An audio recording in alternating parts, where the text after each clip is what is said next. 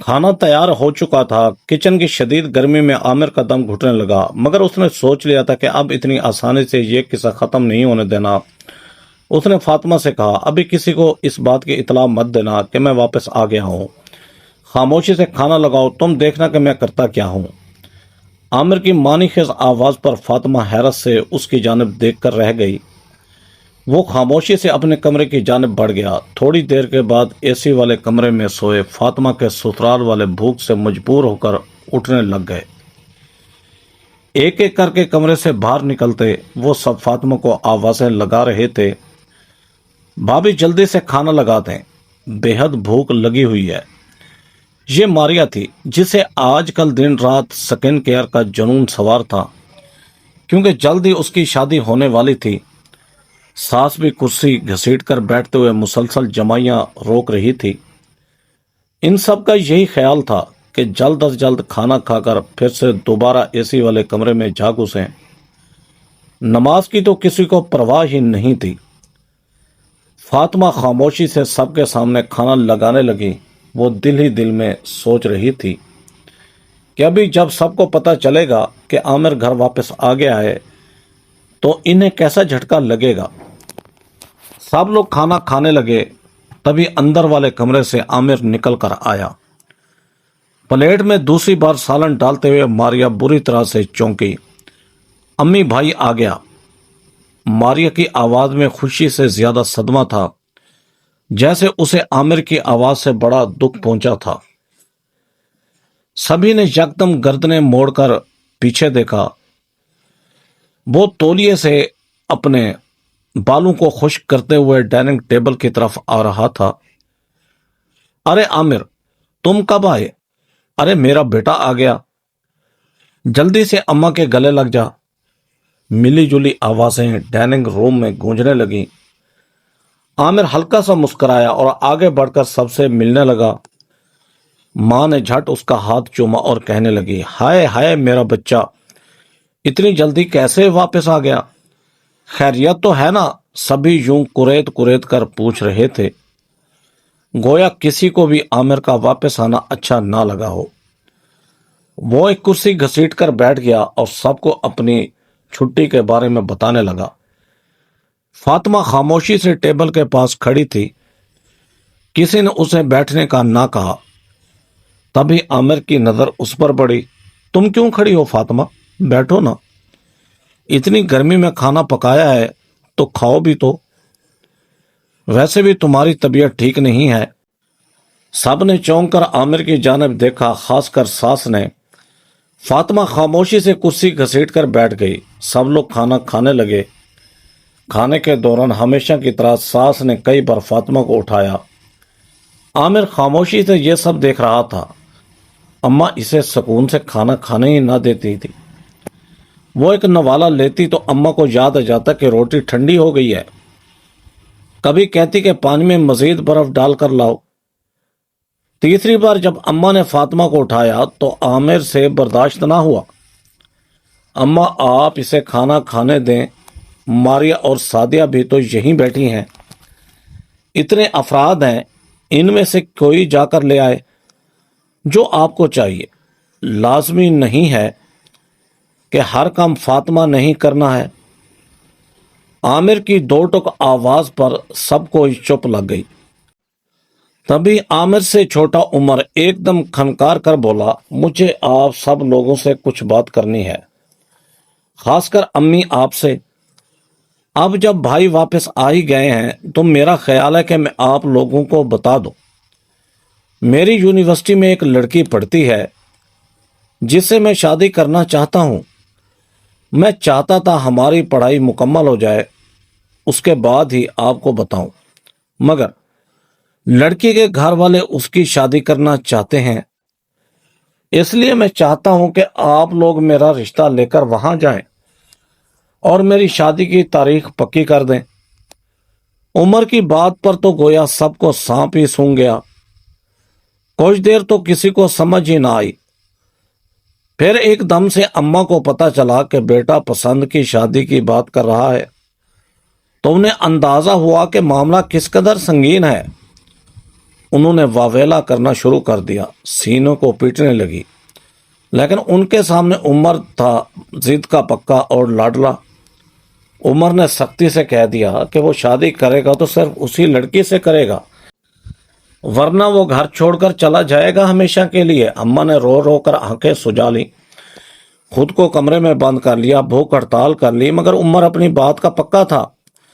اماں کا کوئی پینترا کام نہ آیا۔ عامر خاموشی سے یہ سارا معاملہ دیکھ رہا تھا۔ اس نے فاطمہ کے گھریلو کام کاج میں مدد کے لیے ایک نوکرانی رکھ دی تھی، مگر اس سے قبل کہ وہ اماں کے رویے کے متعلق کوئی قدم اٹھاتا، عمر نے نایا بکھیرا ڈال دیا تھا۔ آخر کار ماں نے ہار مان لی اور عمر کی پسند کی بیوی کو بیانے کی تیاریاں شروع کر دیں۔ عمر بے حد خوش تھا، اس نے ایک نوکری بھی شروع کر دی تھی۔ جب شادی کا جوڑا لینے کی باری آئی تو اماں نے ماریا کو تیار کیا اور بازار جانے لگی کہ اچانک عمر دروازے سے اندر داخل ہوا۔ شادی کا جوڑا نمرا اپنی پسند سے لے گی، آپ پیسے مجھے دے دیں اور میں اور وہ ساتھ جا کر خود خرید لیں گے۔ آپ کی پسند پرانے زمانے کی ہیں، وہ نہیں پہنے گی۔ اماں کا منہ کھلا کا کھلا رہ گیا، لیکن انہوں نے کچھ نہ کہا، خاموشی سے پیسے اٹھا کر عمر کو دے دیے۔ دل ہی دل میں سوچنے لگی کہ ایک بار گھر آ جائے سارے بدلے لے لوں گی۔ فاطمہ خاموشی سے یہ سارا منظر دیکھتی رہتی۔ اس کے کام کاج میں اب کافی کمی آ گئی تھی، اب وہ خود پر توجہ بھی دینے لگی تھی۔ آخر کار عمر کی بیوی نمرا بیاہ کر گھر میں آ گئی۔ وہ خوبصورت لڑکی تھی، پڑھی لکھی تھی اور ماڈرن بھی تھی۔ اسے اپنی تعلیم یافتہ ہونے کا خوب احساس تھا۔ شادی کی رسموں کے دوران ہی سب کو اندازہ ہو گیا کہ وہ کوئی چھوئی موئی لڑکی نہیں ہے۔ اماں کو تو بس نہ چلتا تھا کہ ابھی اور اسی وقت اس لڑکی کو بالوں کی چوٹی سے پکڑ کر گھر سے نکال دے، مگر وہ صبر کر کے بیٹھی تھی۔ انہیں معلوم تھا کہ شادی کے کچھ دنوں بعد ہی عمر جاب پر چلا جایا کرے گا، تب وہ نمرا کا نخرہ ٹھکانے لگا دیں گی۔ شادی کی ساری تقریبات میں عامر فاطمہ کے پیچھے پیچھے گھومتا رہا۔ اس نے اسے لاکھوں کی شاپنگ کروائی۔ دیکھ دیکھ کر اماں ہولتی رہتی۔ کئی بار انہوں نے کوشش کی کہ عامر کے ہاتھ سے پیسے لے لیں اور خود فاطمہ کو سستے سے کپڑے لا دیں، باقی پیسے اپنے اور اپنی بچیوں کے لیے رکھ لیں، مگر عامر ہوشیار ہو چکا تھا۔ اس نے فاطمہ کے لیے ہر فنکشن کا جوڑا اپنی مرضی سے خریدا۔ دلہن بیاہ کر گھر آئی تو سوائے فاطمہ کے کسی نے خوش دلی سے اس کا استقبال نہ کیا۔ وہ تھکی ہوئی تھی۔ فاطمہ نے اسے اس کے کمرے میں لے جا کر بیڈ کے اوپر آرام سے بٹھا دیا۔ تبھی اماں کمرے میں داخل ہوئیں۔ بی بی تم کیا اس کے آگے پیچھے پھر رہی ہو؟ دیکھ رہی ہوں میں ساری چالاکیاں، ابھی سے اس کو اپنے ہاتھوں میں کر کے دیورانی جٹھانی والی ٹیم بنانا چاہتی ہو تاکہ میرا جینا حرام کر سکو، مگر یاد رکھو جب تک میں زندہ ہوں تم دونوں کا کوئی حربہ کامیاب نہیں ہونے والا۔ اماں بظاہر مذاق کے انداز میں بول رہی تھی، مگر فاطمہ جانتی تھی کہ وہ در حقیقت یہی کچھ سوچ رہی ہیں۔ فاطمہ خاموشی سے کمرے سے چلی آئی۔ عمر بے حد خوش تھا اپنی پسند کی دلہن بیاہ کر جو لایا تھا، مگر وہ نہیں جانتا تھا کہ اماں شادی کی پہلی رات ہی اس کے ساتھ کیا کرنے والی ہیں۔ عمر کمرے میں داخل ہوا تو اماں ڈریسنگ ٹیبل کے سامنے کھڑی اپنے کانوں میں سے بندے اتار رہی تھی۔ عمر چونک گیا، اماں یہاں کیا کر رہی تھیں؟ اماں پیچھے مڑ کر مسکرائیں اور بولی، گھر میں مہمان بہت ہیں نا اور میرے سونے کے کہیں پر جگہ نہیں بن رہی، اس لیے آج میں تمہارے ہی کمرے میں سوؤں گی، تم نیچے سو جاؤ، میں بہو کے ساتھ اوپر بیڈ پر سو جاؤں گی۔ عمر ہکا بکا رہ گیا۔ نمرا نے بھی چونک کر سر اٹھا کر ساس کو دیکھا۔ شادی کی پہلی رات وہ بیٹے اور بہو کے ساتھ سونے کی فرمائش کر رہی تھی۔ عمر کوئی بچہ نہ تھا، جانتا تھا کہ اماں نے فاطمہ کے ساتھ کیا سلوک کیا ہے، مگر گھر مہمانوں سے بھرا تھا، اگر وہ کچھ کہتا تو سبھی کہتے کہ کتنا بے شرم ہے، دلہن کے پاس جانے کے لیے ماں کو ذلیل کر رہا ہے۔ اس نے ایک نظر نمرا کو دیکھا اور خاموش ہو گیا، مگر نمرا خاموش ہونے والی نہ تھی۔ اماں جیسے ہی بیڈ پر لیٹنے لگیں تو وہ یکدم اٹھ کھڑی ہوئیں۔ آپ یہاں نہیں سو سکتی، یہ کمرہ میرا اور عمر کا ہے، اور آج ہماری شادی کی پہلی رات ہے، آپ کو اچھے طریقے سے پتہ ہے۔ کہ ہم دونوں کی ذہنی انڈرسٹینڈنگ کے لیے آج رات ہم دونوں کا ایک دوسرے کے ساتھ رہنا کتنا ضروری ہے۔ اور آپ کوئی بچی تو ہے نہیں جو آپ کو پتہ نہ ہو کہ شادی کی پہلی رات میاں بیوی کے کمرے میں گھس کر سونا کتنا غیر اخلاقی حرکت ہے۔ آپ باہر کہیں جا کر سو جائیں، ویسے بھی مجھے زیادہ رش میں نیند نہیں آتی۔ نمرا نے دو ٹوک انداز میں کہا۔ عمر خاموشی سے کھڑا سنتا رہا۔ اماں تو ہکا بکا ہی رہ گئیں۔ انہیں اندازہ نہ تھا کہ نئی آنے والی بہو اس قدر منہ زور ہے۔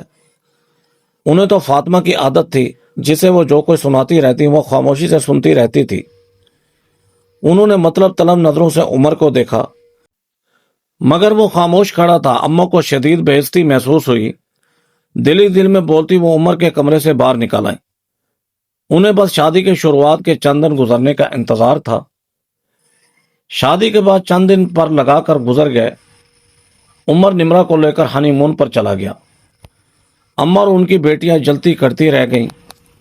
گھر بھر کے مہمانوں کا کام اماں بار بار فاطمہ کو کرنے کے لیے کہتی، مگر عامر آس پاس ہی موجود ہوتا۔ جب بھی فاطمہ اٹھنے لگتی وہ اسے بٹھا دیتا اور ملازموں کو آواز دیتا۔ اس نے شادی کے دنوں کے لیے ایک اور ملازمہ رکھ دی تھی، مگر اماں کو یہ سب کچھ شدید ناپسند آ رہا تھا۔ انہیں تو فاطمہ سے دن رات کام کروانے کی عادت تھی۔ عمر اور نمرا واپس آئے تو اگلے ہی دن ماریا کی ہونے والے سسرال آدم کے۔ ویسے بھی وہ ہر موقع پر آنے کے بہانے ہی ڈھونڈا کرتے تھے۔ 18 افراد پہلے گھر میں تھے۔ نمرا کے سسرال والے 16 لوگ آ پہنچے۔ ماریا خوب بن سنور کر ان کے ساتھ بیٹھی گپے مار رہی تھی۔ نمرا اور فاطمہ بھی وہیں موجود تھی۔ ارے بھائی، آج تو سر میں بہت درد ہے، اچھی سی چائے کے ساتھ بہت سارے لوازمات بنا کر لے آئیے۔ دوپہر کا کھانا بھی نہیں کھایا اور رات کے کھانے میں بھی بہت وقت ہے۔ ایسا کریں چائے کے ساتھ کباب فرائی کر لیں، رول سموسے اور پکوڑے تو آپ بنائیں گے ہی، اور ہاں میرے چھوٹو کو فرنچ ٹوسٹ بہت پسند ہے، ذرا وہ بھی بنوا لیجئے گا۔ یہ ماریا کی ساس تھی جنہوں نے بالکل اماں کی طرح ایک لمبا مینیو انہیں بتا دیا، اور اب مسکراتے ہوئے کوئی اور بات کر رہی تھی۔ اماں کو بھلا کیا فکر تھی؟ اس سے پہلے تو کوئی دفعہ یہ لوگ آئے تھے۔ کھانے پینے کا سارا انتظام فاطمہ کرتی تھی۔ اس وقت بھی اماں نے مسکرا کر کہا، کیوں نہیں بہن، ابھی سب کچھ آپ کی خدمت میں پیش کر دیتے ہیں۔ اپنی ہونے والی سمندر کا خیال نہیں کروں گی تو کس کا کروں گی؟ اماں نے فاطمہ کی طرف رخ کیا اور آنکھوں میں اسے اشارہ کیا کہ کچن میں جا کر چائے اور لوازمات تیار کرے۔ فاطمہ سمجھ چکی تھی، اس لیے خاموشی سے اٹھنے لگی، لیکن اس سے پہلے وہ کچن کا رخ کرتی عامر وہاں آ گیا۔ چلو فاطمہ، ہم نے ڈاکٹر سے اپائنٹمنٹ لیا ہے، ہمیں دیر ہو رہی ہے، کچن کا کام ماریا خود دیکھ لے گی۔ آخر کو اس کے سسرال والے آئے ہیں، کل کو اس نے انہی کی خدمتیں کرنی ہے، بہتر یہ کہ ابھی سے عادت ڈال لے۔ نارمل سے انداز میں کہتا ہوا عامر ہاتھ پر گھڑی باندھ رہا تھا۔ اماں تو ہکا بکا ہی رہ گئیں، خود فاطمہ بھی حیران کھڑی تھی، اور ماریا کا تو وہ حال تھا کاٹو تو بدن میں لو نہیں۔ اسے بھائی پر شدید غصہ آ رہا تھا جو اسے کچن میں کام کرنے کے لیے کہہ رہا تھا اور اپنی بیوی کو سیر و تفریح کے لیے لے جا رہا تھا۔ اپائنٹمنٹ کس چیز کی بھائی؟ آج ڈاکٹر پر جانا ضروری ہے کیا؟ دیکھ نہیں رہے گھر میں مہمان آئے ہوئے ہیں، بعد میں کبھی چلے جانے۔ اماں بظاہر مسکراتے ہوئے بولی، لیکن در حقیقت ان کے لہجے کی کاٹ فاطمہ نے محسوس کر لی تھی۔ عامر نے انہیں صاف نظر انداز کر دیا، نہیں اماں، آج ہی جانا ضروری ہے۔ اور کیوں جانا ہے یہ میں آپ کو واپس آ کر بتاؤں گا۔ چلو فاطمہ۔ اتنا کہتی عامر نے فاطمہ کا ہاتھ پکڑا اور اسے اپنے ساتھ لے کر ڈرائنگ روم سے نکلتا چلا گیا۔ اماں کا منہ کھلا کا کھلا رہ گیا۔ ارے چائے تو بنوائیے، سر میں بہت درد ہے، ماریا کی ساس نے پھر سے کہا۔ اماں کا حلق تک کڑوا ہو گیا۔ ایک تو اس بڑھیا کو کھانے پینے کی پڑی رہتی ہے۔ دل ہی دل میں بڑبڑاتی ہوئی انہوں نے بظاہر مسکراتے ہوئے اپنی سمندن کو دیکھا، اور پھر انہیں امید تھی کہ نمرا خود ہی اٹھ کر کچن میں چلی جائے گی، مگر وہ آرام سے بولی، سسرال والے ماریا کے آئے ہیں تو اصولی طور پر ماریا کو ہی جا کر ان کے لیے چائے وغیرہ کا انتظام کرنا چاہیے۔ آخر سسرال والوں کو بھی تو پتہ چلے کہ ماریا کے ہاتھ میں کتنا ذائقہ ہے۔ وہ بڑے ہی متواضع انداز میں بول رہی تھی۔ اماں کا بس نہ چلا کہ وہ قریب پڑا گلدان اٹھا کر نیبرا کے سر پر دے مارے، مگر اب تو ماریا کی ساس نے بھی یہی کہنا شروع کر دیا تھا کہ ماریا ہی ان کے لیے آج جائے کہ لوازمات کا انتظام کرے گی۔ ماریا مرتا کیا نہ کرتا کہ مصداق کبھی اماں کو دیکھتی اور کبھی اپنی ساس کو، مگر اب اماں مجبور ہو چکی تھی۔ انہوں نے ماریا کو اشارہ کیا کہ وہ کچن میں چلی جائے۔ ماریا کو تو چائے کا کپ بنانا بھی نہ آتا تھا، اتنے سارے لوازمات کیسے بناتی؟ خیر نہ چاہتے ہوئے بھی وہ کچن میں چلی گئی۔ ہر تھوڑی دیر بعد وہ اماں کا آواز لگاتی۔ اماں جانتی تھی کہ اسے کچھ بھی پکانا نہیں آتا۔ اماں نے سمدن سے بہانہ کیا اور کچن میں چلی آئیں۔ ماریا ہر چیز کا کباڑ کیے بیٹھی تھی۔ اماں میں کیا کروں، مجھ سے تو چین نہیں بنتی، بھاڑ میں جائیں یہ لوگ، مجھے نہیں بنانا ان کے لیے کچھ بھی، مجھے گرمی میں پسینہ آ رہا ہے۔ ماریا اتنا کہہ کر پاؤں پٹکتی ہوئی اندر کمرے میں چلی گئی۔ اماں شرمندہ شرمندہ سی کچن میں کھڑی رہ گئی۔ آخر انہوں نے چائے کا پانی چڑھایا اور فریج کے کباب نکال کر تلنے شروع کر دیے۔ پسینہ ان کی کمر پر بہنے لگا اور سر میں شدید درد شروع ہو گیا۔ چائے کے لوازمات تیار کرتے کرتے ان کا برا حال ہو گیا۔ جس وقت وہ ٹرالی سجا کر باہر ڈرائنگ روم میں آئیں، وہ بس گرنے کے قریب تھیں۔ ٹرالی مہمانوں کے سامنے رکھتے ہی وہ دھڑام سے صوفے پر گر گئی۔ مہمان تو کھانے کی چیزوں پر ایسے ٹوٹے جیسے انہوں نے کبھی کھانا دیکھا ہی نہ تھا۔ اماں کو تھوڑا افسوس ہونے لگا۔ شادی ہوتے ہی ماریا سے کہوں گی لڑکے کو لے کر الگ ہو جا، ان جاہلوں کے ساتھ تو رہے گی تو پکا پکا کر ہی مر جائے گی۔ ماریا کے سسرال والے خوب پیٹ بھر کر کھا پی چکے تھے، تبھی ان کے ساتھ آیا ہوا ایک بچہ بولا، کتنا برا بنایا تھا سب کچھ، سموسے تو بالکل جلے ہوئے تھے اور کباب بھی سارے ٹوٹے ہوئے، لگتا ہے ماریا آپی کو کھانا پکانا ہی نہیں آتا۔ ماریا کی ساس کے بھی کان کھڑے ہو گئے۔ اماں نے واضح طور پر محسوس کیا کہ جاتے وقت ماریا کی ساس کا رویہ قدرے اکھڑا اکھڑا تھا۔ وہی ہوا جس کا ڈر تھا، انہوں نے جاتے رشتے سے انکار کر دیا۔ ان کا کہنا تھا کہ ماریا کام کاج سے جی چرانے والی ایسی لڑکی ہے جو ان کے خاندان والوں کی خدمتیں نہیں کر سکتی، اور انہیں ماریا کی سانولی رنگت پر بھی اعتراض تھا۔ ماریا نے تو رو رو کر اپنا برا حال کر لیا اور خود کو کمرے میں بند کر لیا۔ اماں جہاں بیٹھی تھی وہیں سر پکڑ کر رہ گئیں۔ ہائے، اس لڑکی کو بولا بھی تھا کہ چائے کا کپ بنا کر ہی ان کے آگے رکھ دے، مگر اس نے میری ایک نہ مانی۔ اب بھگتنا تو مجھے پڑے گا۔ ان کا بلڈ پریشر شوٹ کر چکا تھا۔ تبھی اندر سے فاطمہ اور عامر آتے ہوئے دکھائی دیے۔ فاطمہ کھلکھلا کر کسی بات پر ہنس رہی تھی۔ اماں اندر تک تپ کر رہ گئیں۔ کیا بات ہے، بڑے دانت نکل رہے ہیں تمہارے، کبھی بوڑھی ماں کے پاس بھی بیٹھ جایا کرو، ہر وقت ایک دوسرے کے ساتھ سیر سپاٹوں میں ہی لگے رہتے ہو۔ عامر، تو جب سے آیا ہے تو نے کبھی میرا حال بھی نہیں پوچھا۔ فاطمہ کو نفرت بھری نظروں سے گھورتے اماں شکوہ کر رہی تھی۔ عامر مسکراتے ہوئے ان کے پاس بیٹھ گیا۔ فاطمہ بھی وہیں صوفے کے پاس کھڑی تھی۔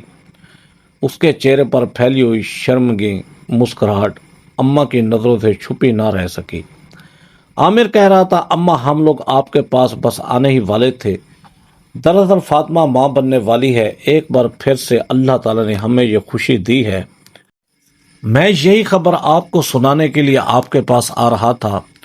آپ خوش ہیں نا؟ عامر ماں سے پوچھ رہا تھا۔ وہ تو کھلے منہ اور پھٹی آنکھوں سے عامر اور فاطمہ کو دیکھے جا رہی تھی۔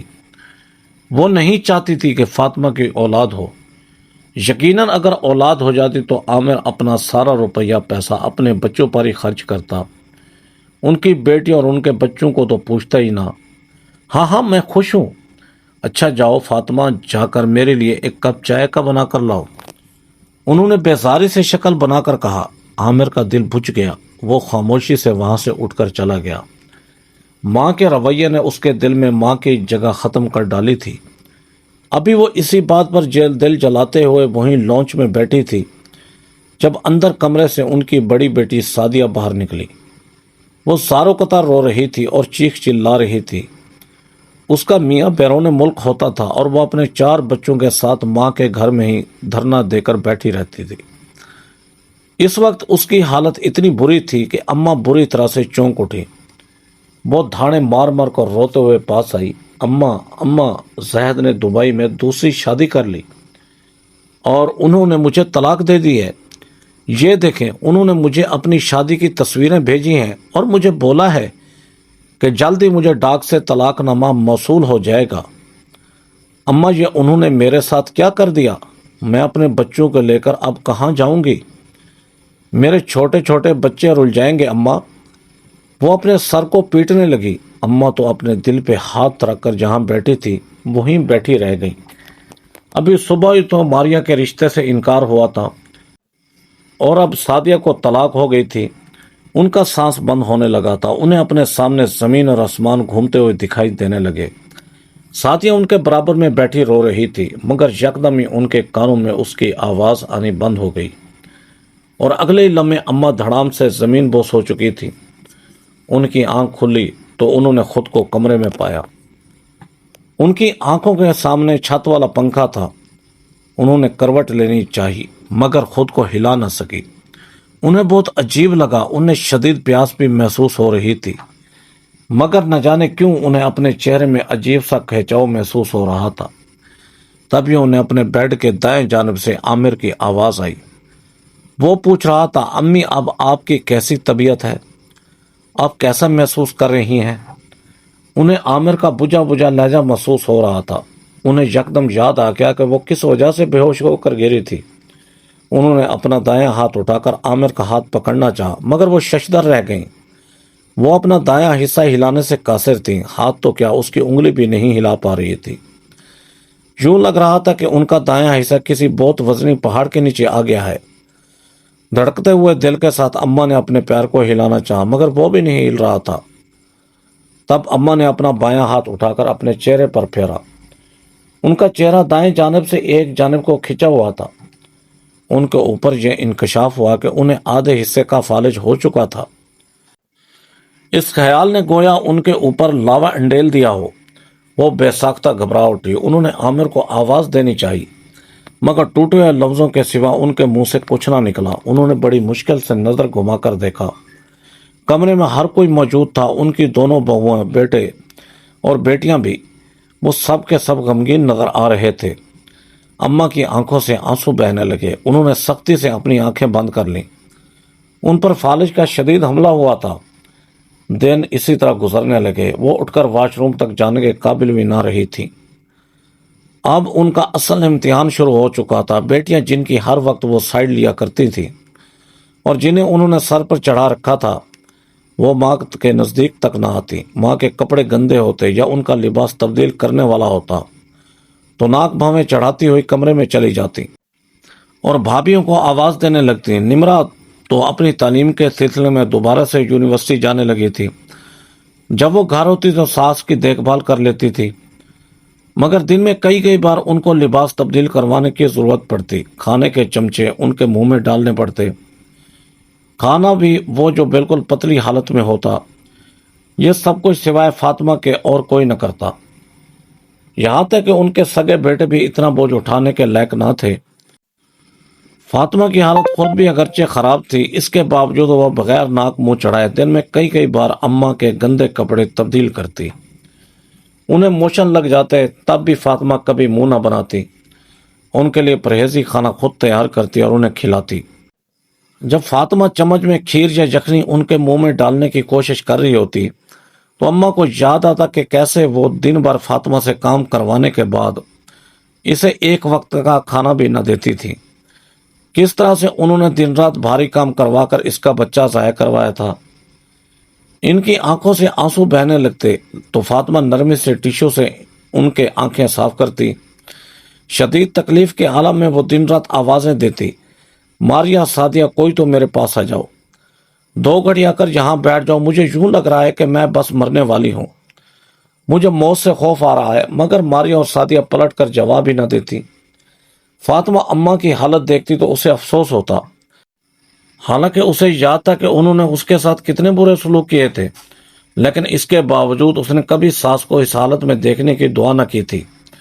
ایک روز فاطمہ اماں کو سہارے سے بٹھا کر ان کے منہ میں چمچ سے پانی ڈالنے کی کوشش کر رہی تھی، جب اچانک انہوں نے الٹی کر دی۔ الٹی سیدھا فاطمہ کے کپڑوں پر جا کری۔ وہ گھبرا کر اٹھ کھڑی ہوئی۔ خود اس کی حالت بھی اچھی نہ تھی۔ اسے یکدم زور سے ابکائی آئی۔ وہ واش روم میں جا کر خود کو صاف کر کے جس وقت باہر آئی تو اماں کی آنکھوں میں آنسو تھے۔ فاطمہ کے دل کو کچھ ہونے لگا۔ اس نے آگے بڑھ کر کپڑے سے اماں کو صاف کرنا شروع کیا۔ تبھی فاطمہ کو لگا کہ وہ منہ ہی منہ میں کچھ بڑبڑا رہی ہیں۔ فاطمہ نے کان قریب کر کے سننے کی کوشش کی تو کچھ لفظ فاطمہ کے پلے پڑے۔ وہ کہہ رہی تھی، مجھے معاف کر دو، بار بار انہی لفظوں کی گردان کر رہی تھی۔ فاطمہ نے ان کا ہاتھ اپنے ہاتھوں میں لیا، کہنے لگی، ایسا مت کہیں امی جان، آپ عامر کی ماں ہیں تو اسی لحاظ سے میری بھی ماں ہی ہوئی۔ آپ نے جو کچھ میرے ساتھ کیا، میں نے کب کا آپ کو اس کے لیے معاف کر دیا ہے۔ اللہ تعالیٰ آپ کی مشکل میں آسانی کرے۔ فاطمہ کی بات سنتے ہی اماں کی آنکھوں سے زاروں قطار آنسو بہنے لگے، اور شاید وہی ان کی آسانی کی گھڑی تھی۔ اگلے لمحے ان کی گردن ایک طرف کو ڈھلک گئی اور ان کی روح جسم سے نکل کر آسمان میں پرواز کر گئی۔ دوستو، کمنٹ باکس میں اپنی رائے کا ضرور اظہار کیجیے گا کہ یہ سٹوری آپ کو کیسی لگی۔ ایسی سبق آموز سٹوری دیکھنے کے لیے ویڈیو کو لائک کریں، ہمارے چینل شوکت وائس کو سبسکرائب کر کے بیل آئیکن کو دبا کر آل پر کلک کر دیں تاکہ آپ کو ہر آنے والی نیو ویڈیو کا نوٹیفیکیشن سب سے پہلے ملے۔ Thanks for watching. اللہ حافظ۔